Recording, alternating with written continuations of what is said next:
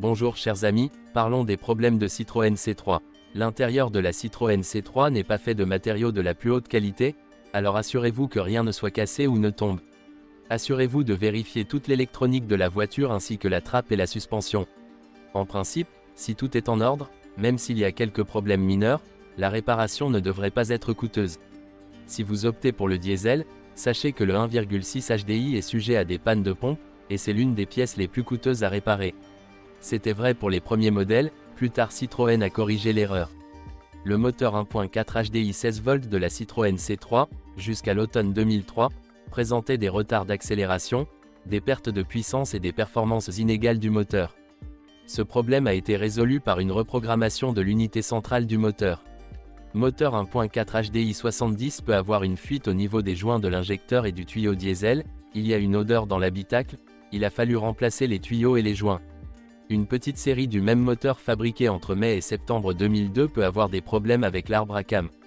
Boîte de vitesse Sensodrive. Il peut y avoir des problèmes dans la transmission, un blocage de la transmission, surtout en marche arrière.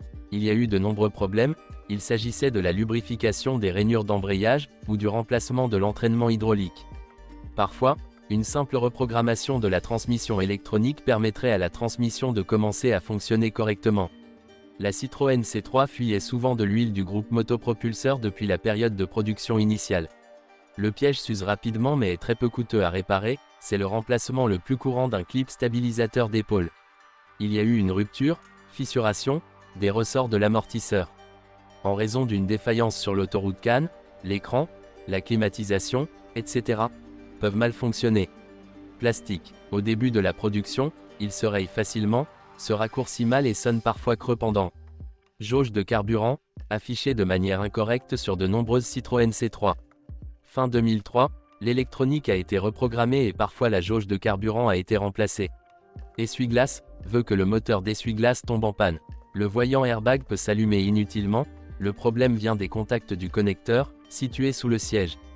Les Citroën C3 livrés entre le 15 septembre 2002 et le 15 janvier 2003 sont appelés à éliminer la possibilité d'une ligne entrant dans le boîtier électronique ABS et ainsi prévenir le danger d'un court-circuit. Problème de départ. Sur certains modèles fabriqués jusqu'en 2005, il y avait un problème au départ, la voiture étant tirée vers la droite. Il fallait à nouveau régler les roues. Les plastiques de la Citroën C3 sont de très mauvaise qualité. Après 2005, on a essayé de résoudre le problème, mais jusqu'à présent, le plastique reste le point faible de la C3. Lève-vitres électriques. Sur plusieurs Citroën C3 fabriqués jusqu'en 2003, il y avait des problèmes avec les clés des lève-vitres électriques. Il fallait les remplacer. Climatisation. Sur certains modèles C3, il y a des problèmes avec la climatisation. L'air souffle froid ou chaud, quelle que soit la température de l'habitacle. Dysfonctionnement de la direction assistée électrique. Dès le début de la production, la Citroën C3 a été appelée à un contrôle supplémentaire de la direction assistée.